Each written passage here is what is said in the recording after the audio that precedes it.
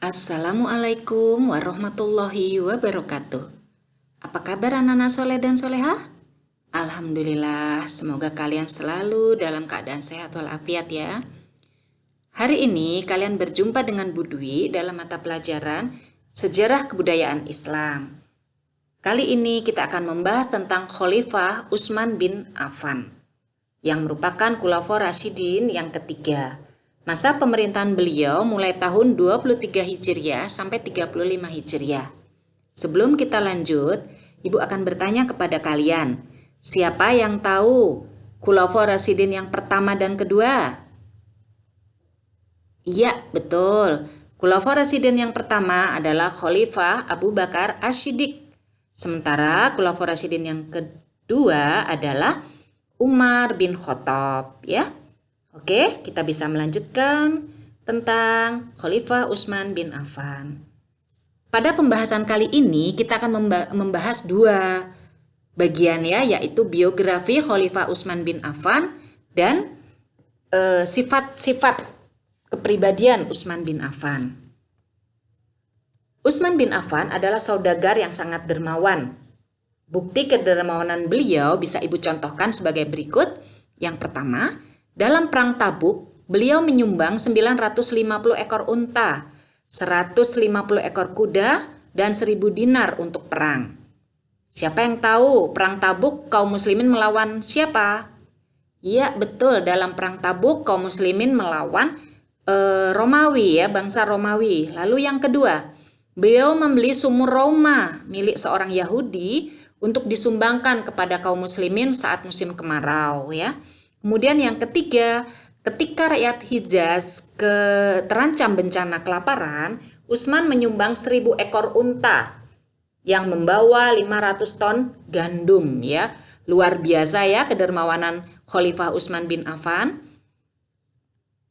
Ya, yang berikutnya Ibu akan menjelaskan tentang silsilah Utsman bin Affan. Utsman bin Affan lahir pada tahun 576 Masehi atau 6 tahun setelah kelahiran Rasulullah. Berasal dari Bani Umayyah, suku Quraisy, dari seorang ibu yang bernama Arwa binti Quraisy dan ayah yang bernama Affan bin Abil As.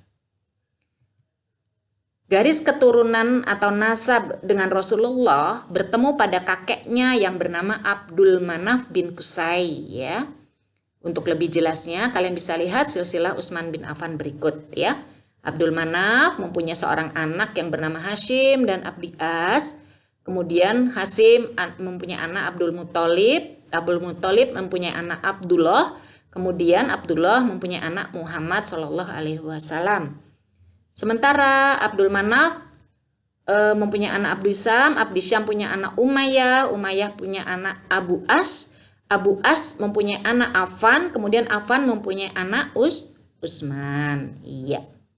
Nah, sekarang kita masuk kepada kepribadian Utsman bin Affan. Sejak kecil, Utsman terkenal mempunyai kepribadian yang baik.